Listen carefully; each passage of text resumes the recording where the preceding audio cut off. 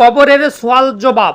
মৃত্যুর পর মৃত ব্যক্তিকে যখন প্রথমে কবরে রাখা হবে তখন মুনকার নাকির নামক অপরিচিত দুইজন ফেরেশতা কবরে আসবেন, যাদেরকে দেখলে মুমিন ব্যক্তি ভয় পাবে না, কিন্তু অপরাধী ব্যক্তিরা অস্বাভাবিক ভয় পাবে। সেখানে প্রশ্নোত্তরমূলক সংক্ষিপ্ত বিচার শুরু হবে। যারা প্রশ্নের উত্তরগুলো যথাযথ দিতে পারবে তারা সফলকাম, আর যারা সংক্ষিপ্ত প্রশ্নের উত্তর দিতে পারবে না তারা ব্যর্থ।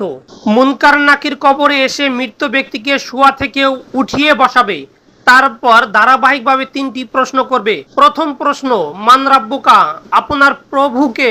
প্রশ্নের উত্তর, যদি সে ব্যক্তি নেককার হয় তবে বলবে আল্লাহ আমার প্রভু, আর যদি সে মন্দ লোক হয় তবে প্রশ্নের কোনো উত্তর দিতে পারবে না। দ্বিতীয় প্রশ্ন, মান দিনুকা, আপনার দিন বা জীবন ব্যবস্থা কি। প্রশ্নের উত্তর, যদি সে ব্যক্তি নেককার হয় তবে বলবে ইসলাম আমার জীবন ব্যবস্থা বা দিন, আর যদি সে মন্দ লোক হয় তবে প্রশ্নের কোনো উত্তর দিতে পারবে না। তৃতীয় প্রশ্ন, মান হাজার রাসূল, ওই ব্যক্তিকে।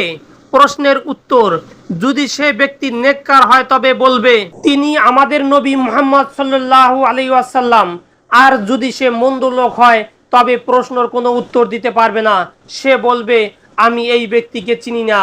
নাউজুবিল্লাহ। তাই আল্লাহ তাআলা আমাদের সবাইকে হেদায়েত দান করুন।